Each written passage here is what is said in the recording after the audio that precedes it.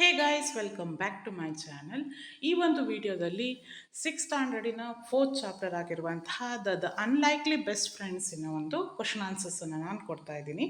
ಅದರಲ್ಲಿ ಫಸ್ಟ್ ಬರುವಂಥದ್ದು ಒಂದು ಕ್ವಶನ್ ಅಂದರೆ ಪಾಠಕ್ಕೆ ಹೋಗುವ ಮುನ್ನ ಕೆಲವೊಂದು ಆ್ಯಕ್ಟಿವಿಟೀಸ್ ಇದೆ, ಅದೇ ಕ್ವಶನ್ಸ್ ಇದು. Friends are an important part of our lives. Obviously ಎಲ್ಲರ ಜೀವನದಲ್ಲೂ ಒಬ್ಬರಲ್ಲ ಒಬ್ಬರು ಸ್ನೇಹಿತರಿದ್ದೇ ಇರ್ತಾರೆ. ಅದೇ ರೀತಿ ಇದು ಸ್ನೇಹಿತರ ರಿಲೇಟೆಡ್ ಒಂದು ಪಾಠ ಆಗಿರೋದ್ರಿಂದ ಈ ರೀತಿಯಾದ ಚಟುವಟಿಕೆಯನ್ನು ನೀಡಿದ್ದಾರೆ. Why do you think so? Share your ideas with your friend. ನಿಮ್ಮ ಫ್ರೆಂಡ್ ಜೊತೆ ಈ ಐಡಿಯಾನ ಶೇರ್ ಮಾಡಿ. What do you do when you are with your friends and how do you feel? Now, complete the following sentence by writing in the shapes given below. Share your complete sentence with your classmate and teacher.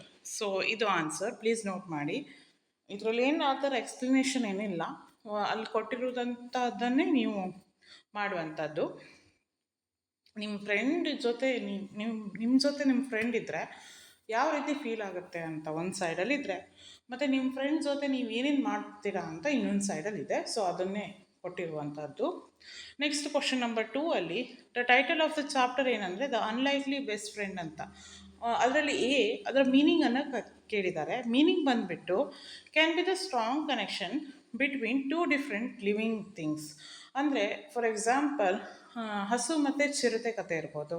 ಹೀಗೆ ಒಂದು strong connection ಬೇರೆ ರೀತಿಯ living things. ಅಂದರೆ ಒಂದು ಯಾವ ಥರ ಹೇಳ್ಬೋದು ಅಂದರೆ ಕೃಷ್ಣ ಸುಧಾಮನ ಕಥೆ ಇರ್ಬೋದು.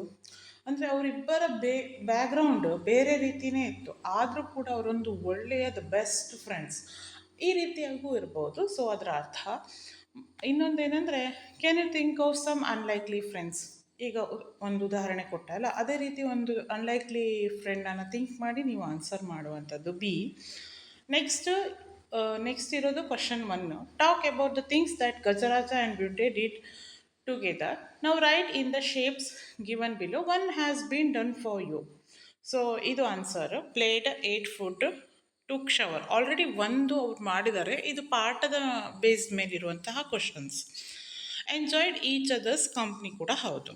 Next, why did the farmer hug ಬ್ಯೂಂಟೆ.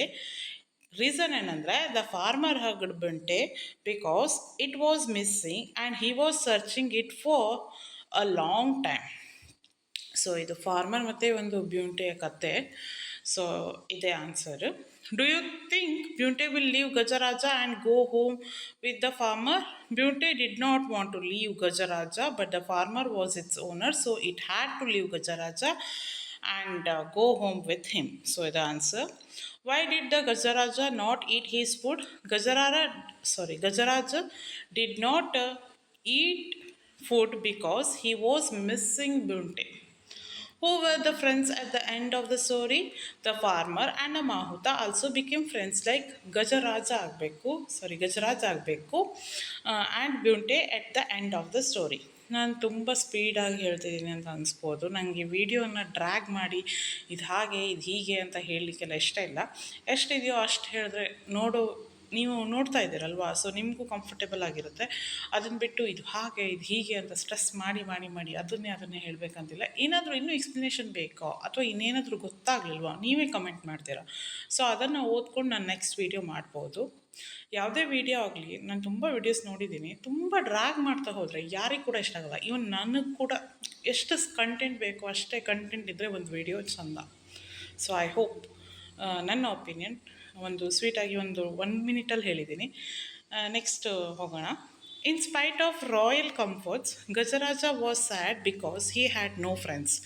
The mahout or an elephant trainer was only one he ever interacted with. The Mahout was a kind man who served a Gajaraja food and gave him a bath in the elephant pond daily. He was a caretaker but not a friend. Complete with one word. ಈ ಒಂದು ಪ್ಯಾಸೇಜನ್ನು ಕೊಟ್ಟು ಇಲ್ಲಿ ಕ್ವಶನ್ಸನ್ನು ಕೇಳಿದ್ದಾರೆ. Gajaraja answer ಬಂದು sad. The mahout was a good caretaker because he gave food to Gajaraj and a bath in the pond. What do you think is the difference between a friend and a caretaker ಅಂತ ಕೇಳಿದ್ದಾರೆ. A friend plays with you and shares your feelings while a caretaker only looks after you and does not share any feeling with you. So ಇದು answer. ಇನ್ನೊಂದು ಪ್ಯಾಸೇಜನ್ನು ಅದೇ ರೀತಿಯಾಗಿ ಕೊಟ್ಟು ನಿಮಗೆ ಕ್ವಶನ್ಸನ್ನು ಕೇಳಿದ್ದಾರೆ. ಅದರ ಆನ್ಸರ್ಸನ್ನು ನಾನು ಇಲ್ಲಿ ಪ್ರೊವೈಡ್ ಮಾಡಿದ್ದೀನಿ, ನೀವು ನೋಡ್ಬೋದು. ಸೊ ಇದು ಆನ್ಸರ್ಸ್, ಎಲ್ಲ ಆನ್ಸರ್ಸ್ ಇದೆ ಇಲ್ಲಿ.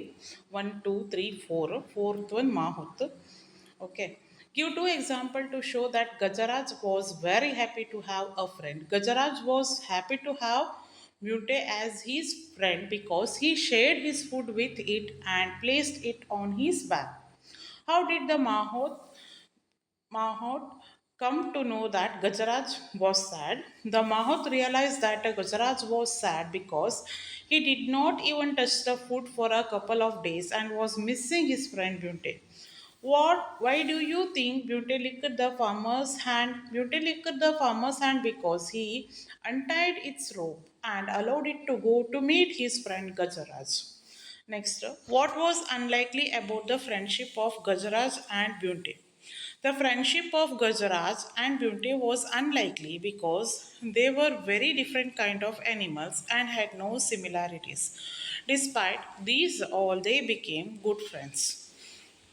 ನೆಕ್ಸ್ಟ್ ಇಲ್ಲಿ ಒಂದು ಎಷ್ಟು ಕೊಟ್ಟಿದ್ದಾರೆ ಅಂದರೆ ಕ್ವಶನ್ ನಂಬರ್ 1 ಏನಂದರೆ, Gajaraj was sad without a friend when he met a Bunty he was filled with a joy. Sad and filled with joy are opposite, ಅಂದರೆ ಅಪೋಸಿಟ್ ವರ್ಡ್.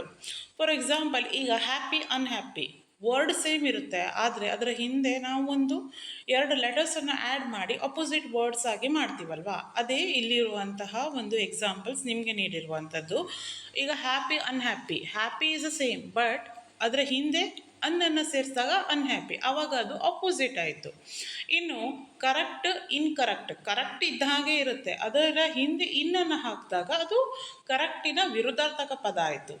ಅದೇ ರೀತಿಯಲ್ಲಿ ನೀವು ಮಾಡಬೇಕು ಅಂತ. ಇಲ್ಲೂ ಕೂಡ ಹಾಗೆ ಇದೆ. Unkind, helped, awake, revealed, missing, started, appear, sad, untouched, hate ಅಂತ ಇದೆ. ಸೊ ಇದರ ಅಪೋಸಿಟ್ಸನ್ನು ಇಲ್ಲಿ ಕೊಟ್ಟಿದ್ದಾರೆ ನೋಡಿ. ಸೊ ಇದೇ answers. Finish, disappear, kind, delighted, touched, love, laughed, asleep, worried, found. So ಇದು ಆನ್ಸರ್ಸ್. ನೆಕ್ಸ್ಟ್ ಇಲ್ಲಿ ಕೂಡ my pencil I was very missing. I was very worried as it was a gift from my friend. I woke up my elder brother who was sleeping on the bed. I told him that my pencil seemed to have disappeared. He woke up and told me to look under my pillow. I was found when I was relieved, sorry, when I found the pencil there. ಇಲ್ಲಿ I ಆದಮೇಲೆ dash ಇರಬೇಕಿತ್ತು, ಅದೊಂದು miss ಆಗಿದೆ. So found, ಇದು answers. Please note ಮಾಡಿ. ಏನಾದರೂ mistakes ಮಾಡಿದರೆ I am really sorry, ತುಂಬ ಫಾಸ್ಟಾಗಿ ಹೇಳ್ತಿದ್ದೀನಿ ಅಂದ್ಕೊತೀನಿ. ನೆಕ್ಸ್ಟು ಇಲ್ಲಿ simple past tens, past progressive tense ಮತ್ತು ಪಾಸ್ಟ್ ಪರ್ಫೆಕ್ಟ್ ಟೆನ್ಸನ್ನು ಕೊಟ್ಟಿದ್ದಾರೆ. ಈ 3 ಫಾರ್ಮ್ ಬಗ್ಗೆ ಕಲ್ತ್ಕೊಳ್ಳಿ ಅಂತ ಹೇಳಿದ್ದಾರೆ. ನಾನು ಇದಕ್ಕೆ ಒಂದು ಸಪ್ರೇಟ್ ಗ್ರಾಮರ್ ವಿಡಿಯೋನೇ ಮಾಡ್ತೀನಿ, ಬಿಕಾಸ್ ಇಷ್ಟು ಸಣ್ಣ ಒಂದು ಇದರಲ್ಲಿ ಇದನ್ನು ಇನ್ಕ್ಲೂಡ್ ಮಾಡಬೇಕಂದ್ರೆ ತುಂಬ ಕಷ್ಟ. ಒಂದು ಸ್ಟೆಪ್ ಬೈ ಸ್ಟೆಪ್ ಗ್ರಾಮರ್ ಹೇಳ್ತಾ ಹೋದರೆ ಇಟ್ಸ್ ವೆರಿ ಈಸಿ, ಅಂದರೆ ಒಬ್ಬರಿಗೆ ಅರ್ಥ ಮಾಡ್ಕೊಳ್ಳಿಕ್ಕೆ. ಈ ರೀತಿಯಾಗಿ ಒಂದೇ ಸತಿ ಗ್ರಾಮರ್ ಇನ್ಕ್ಲೂಡ್ ಮಾಡಿ ಒಂದು ಚಾಪ್ಟರ್ ಮಧ್ಯೆ ಅದು ಆನ್ಸರ್ಸನ್ನು ನಾನು ಕೊಡ್ತೀನಿ, ಆನ್ಸರ್ಸ್ ಇಲ್ಲಿದೆ ತಗೊಳ್ಳಿ. ಬಟ್ ಗ್ರಾಮರ್ ಇನ್ನೊಂದು ವಿಡಿಯೋದಲ್ಲಿ ನಾನು ಮಾಡ್ತೀನಿ ಅಷ್ಟೆ.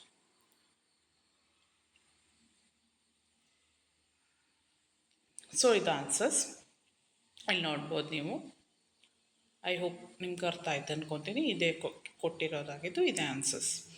ನೆಕ್ಸ್ಟು ಕ್ವಶನ್ ನಂಬರ್ 4 ಏನಿದೆ ಅಂದರೆ, neither the farmer nor the mahout noticed the 2 friends were in tears. ಒಂದು ನೋಟ್ ಏನಂದರೆ, ಇಂಗ್ಲೀಷಲ್ಲಿ ನಾವು ಯಾವತ್ತು ನೈದರನ್ನು ಪದವನ್ನು ಯೂಸ್ ಮಾಡ್ತೀವೋ ಅದ್ರ ಜೊತೆಯಲ್ಲೇ ಆ ಸೆಂಟೆನ್ಸಲ್ಲೇ ನಾರ್ ಅನ್ನೋ ಪದನೂ ಬರಬೇಕು ಅನ್ನೋದಷ್ಟೇ ಇದಿರೋದು.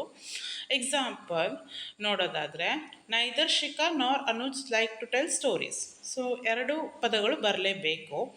ಐದರ್ ಭವಿಷ್ ಆರ್, ಐದರ್ ಬಂದಾಗ ಆರ್ ಬರಬೇಕು. ಸೊ ಇದು 2ರ ಎಕ್ಸಾಂಪಲನ್ನು ಅವ್ರು ಕೊಟ್ಟಿದ್ದಾರೆ. ನೆಕ್ಸ್ಟು ಇಲ್ಲೊಂದು ಚಿತ್ರನ ನೋಡ್ಬೋದು.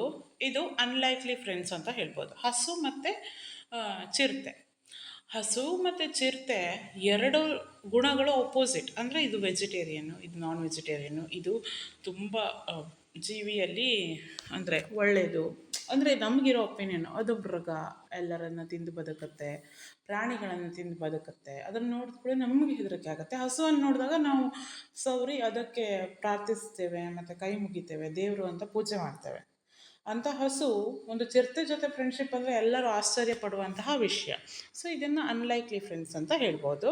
ಇದಕ್ಕೆ ಆನ್ಸರ್ ನೋಡಿ, ಡ್ಯಾಶ್ ಇದ್ದಲ್ಲಿ ನಾನು ಆನ್ಸರ್ಸನ್ನು ಹೇಳ್ತೇನೆ. The leopard is a wild animal but it became a friend of a cow. When the leopard grew up it left the village. It came in the village to meet the cow.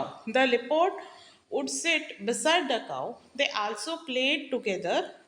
Villagers were surprised at their friendship. So clear cut ಅಂದರೆ ನಾವೇ surprise ಆಗ್ತೀವಿ actually. So ಅದೇ ಇರೋದಿಲ್ಲಿ.